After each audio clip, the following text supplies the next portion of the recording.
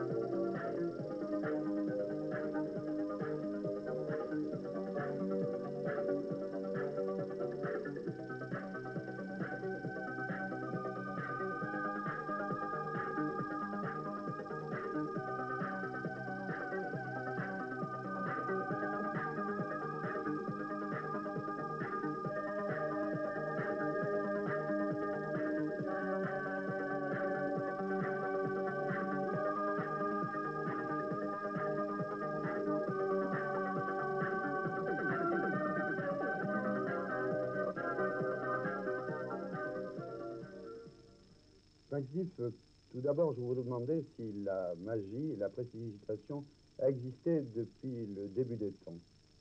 Oui, la magie est apparue en même temps que l'homme sur la Terre. Nous avons, même au temps de la préhistoire, nous avons encore des traces de pratiques magiques, notamment dans les grottes de l'Ariège, dans la grotte des Trois Frères, qui sont reproduites d'ailleurs dans mon ouvrage. Et de tout temps, donc, la magie a existé. Elle existait sûrement au temps des pharaons avec leur civilisation. Certainement, oui.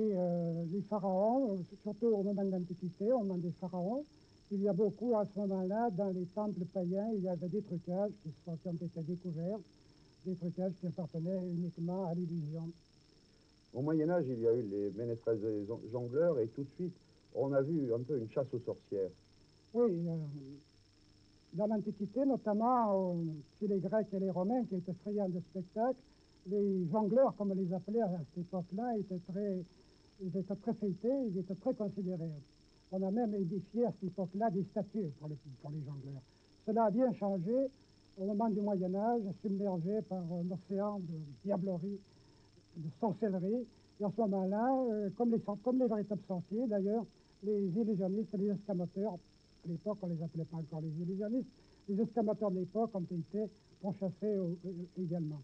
On a retrouvé dans les dossiers de procès des condamnations sévères, des condamnations à mort simplement pour des jongleurs ou des escamateurs. Bien maintenant, nous allons voir un peu une parodie de la prestidigitation exécutée encore par des membres de votre groupe. Il s'agit de la prestidigitation et de l'escamotage 1900.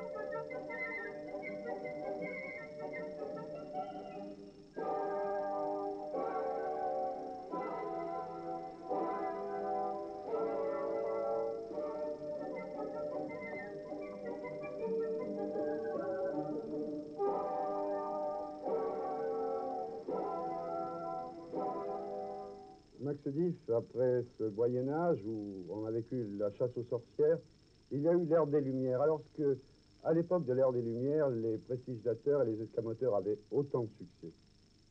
Oui, bien sûr, mais ils avaient changé complètement de formule. C'est-à-dire, l'escamoteur, ils étaient devenus des physiciens pour se mettre au goût du jour.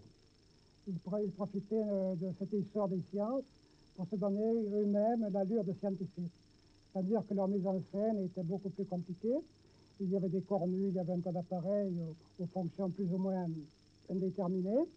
Et également, ils se présentaient à ce moment-là dans des baraques ou dans des petits théâtres. C'est la première fois que les magiciens, les physiciens abandonnaient la rue, qui était le théâtre principal des escamoteurs, pour se produire à ce moment-là dans des théâtres qui mettaient leur matériel, eux-mêmes et les spectateurs, à l'abri des intempéries, et où ils pouvaient percevoir un droit d'entrée, ce qui leur assurait une recette. Est-ce que cette époque-là, la prestidigitation a traversé l'Atlantique? Oh, bien sûr. La prestidigitation, mais la magie existait déjà avec les Indiens. Les rubriques des voyages d'explorateurs ou de navigateurs de cette époque-là sont remplies de relations, de fêtes magiques qui avaient bien souvent une relation avec la prestidigitation d'ailleurs. C'était souvent de la magie simulée. Mais les véritables prestidigitateurs ont apparu aux États-Unis aux environs de 1830 par là, à peu près cette époque-là. On a retrouvé des affiches de cette époque-là. Et c'est à cette époque-là que l'on a vu aussi les animaux savants.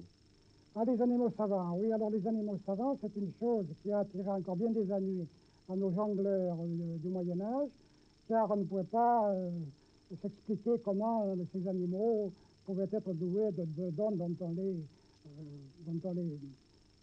on leur attribuait beaucoup de dons, et ça ne pouvait être que l'effet de diablerie, et bien souvent, les présentateurs d'animaux savants étaient eux-mêmes condamnés assez sévèrement. Mais maintenant, nous allons voir manipulateur doué de tous les dons. Il s'agit de Peter Link avec ses cartes.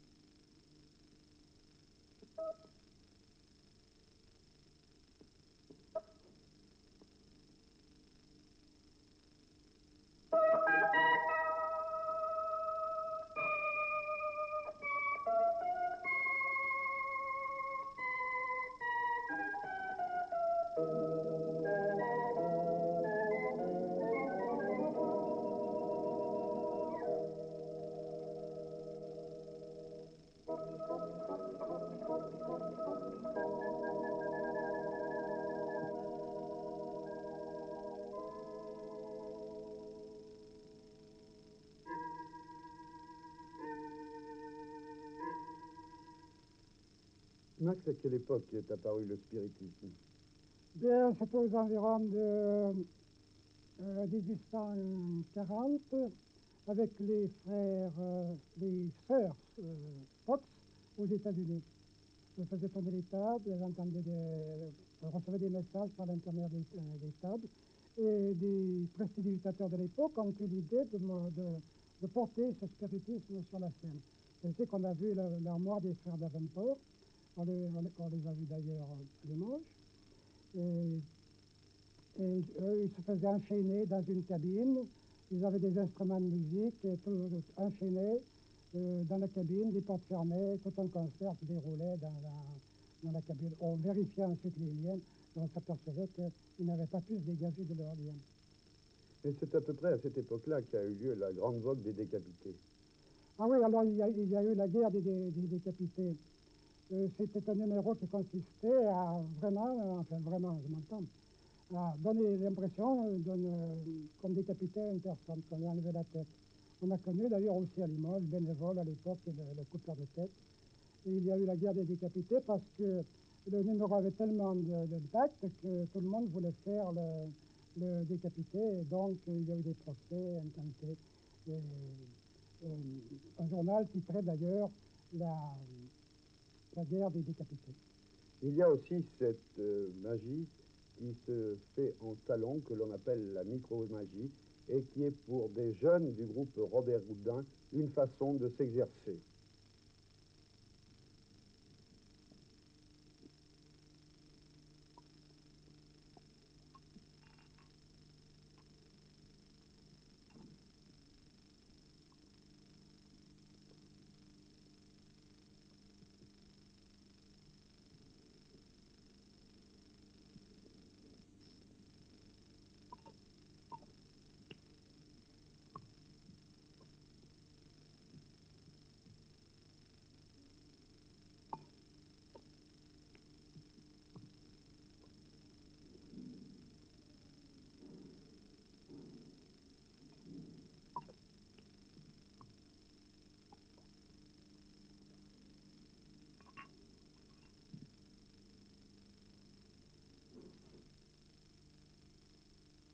Victime du tabac, bonjour.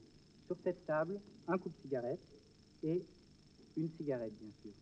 Avec ce coupe-cigare, vous arrêtez de fumer en une semaine. De quelle façon? Très simple. Tous les jours, vous coupez 1 centimètre de cigarette, comme ceci, si bien que le vendredi, il ne vous reste à fumer que ce filtre. Non content de vous sauver votre vie une première fois, notre appareil vous le sauve une seconde. S'il lassez du tabac, vous vous lancez dans l'alcool. En effet, il est absolument sans danger.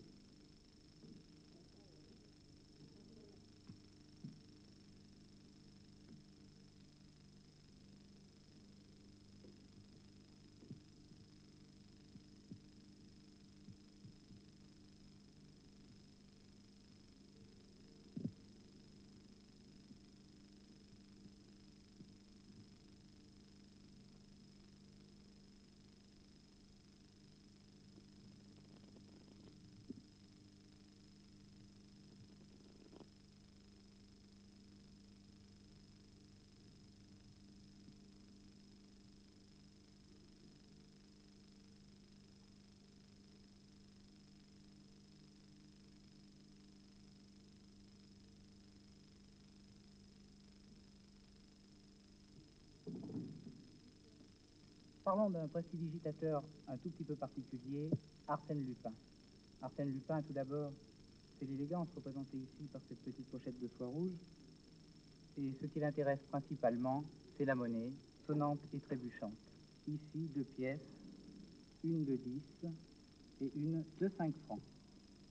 Enfermons-les dans ce coffre-fort de soie, en nous aidant de ce petit cadenas. À votre avis, que va faire Arsène Lupin devant un tel trésor? Il faut dire qu'aujourd'hui, il n'a pas beaucoup de place, mais il va tout de même prendre la plus grosse pièce pour ne vous laisser, car il sait aussi être grand seigneur, que celle de 5 francs. Pourquoi je vous parle d'Arsène Lupin? C'est qu'on a découvert son dernier patronyme, Jacques Delors. Max, un numéro qui a fait beaucoup parler, qui a fait beaucoup s'interroger, c'est le numéro de la transmission de pensée. Oui, la télépathie, oui, a été très en vogue et continue à l'être, n'est-ce pas, avec les voyantes de théâtre, entendons-nous bien, qui donnent la description d'objets cachés, répondent à toutes les questions de leurs présentateurs. Et évidemment, c'est un numéro qui a toujours beaucoup de succès. Et là encore, il n'y a pas de don surnaturel. Non, c'est toujours du travail. Je crois que le travail n'explique pas tout, mais il faut être peut-être un peu doué, mais il faut aussi travailler, parce que être doué sans travail, ça ne marche pas, et travailler sans être doué, ça ne marche pas non plus. Dans le même ordre d'idée, il y a aussi les ventriloques. Les ventriloques, oui, qui remontent d'ailleurs, on a retrouvé des traces de ventriloques dans l'Antiquité. D'ailleurs, les prêtres païens se servaient beaucoup de la ventriloquie pour faire parler leurs idoles. Vous en êtes à votre deuxième œuvre. Est-ce qu'on a beaucoup écrit sur les magiciens? C'est-à-dire sur l'histoire de la magie, non. C'était l'histoire de la prestidigitation que j'ai écrite en 1966. Était la première histoire de cet art de la prestidigitation. Mais il y a par contre beaucoup de bouquins techniques qui expliquent des trucs. Et quel a été le but de votre livre en fin de parcours? C'est de tout expliquer ou surtout de faire œuvre historique? C'est plutôt œuvre historique, car en réalité, il n'y a aucune explication de trucs. S'il y en a eu dans mon premier bouquin qui a été destiné aux magiciens, par contre, pour le grand public, nous avons une déontologie qui nous interdit de dévoiler les trucs des prestidigitateurs. Nous allons voir le dernier numéro. Il s'agit d'un numéro de théâtre noir qui a beaucoup de succès.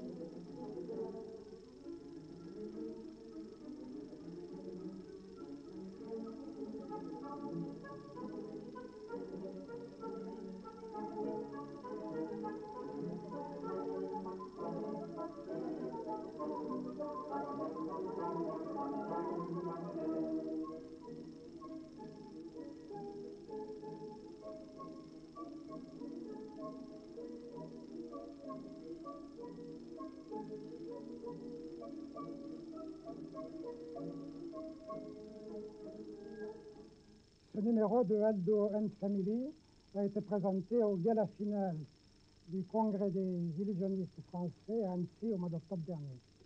Max, pour présenter de tels numéros, combien faut-il de sommes de travail? Et il faut surtout beaucoup d'amour parce que les progrès sont très très très lents. On n'a pas l'impression qu'on progresse beaucoup et c'est assez décourageant. Donc il faut avoir beaucoup de persévérance pour faire un magicien prestidigitateur. Est-ce que n'importe qui peut être magicien ou prestidigitateur? Ben, tout le monde peut être magicien ou prestidigitateur. Maintenant, le résultat n'est peut-être pas évident pour tout le monde. Comme vous le disiez tout à l'heure, il faut quand même être un peu doué dans ce domaine-là. Il existe un cercle Robert Houdin à Limoges. Est-ce qu'il est ouvert à tout et quels sont le genre de personnes que vous accueillez? Eh bien, les adhérents du cercle Robert Houdin du Limousin, qui a été constitué en 1964, est constitué de tous les éléments des classes sociales, des ouvriers, des employés, des fonctionnaires, des étudiants, des lycéens, des tout jeunes, oui. C'est à peu près un panel de toutes les classes sociales. Eh bien, Max, je vous remercie. Je rappelle le titre de votre livre, Mythologie du merveilleux, aux éditions Gary, dans la collection Horizon des hommes. Et la semaine prochaine, dans notre dossier du journal, c'est Jean-Claude Pichard qui vous parlera des mammifères du Limousin.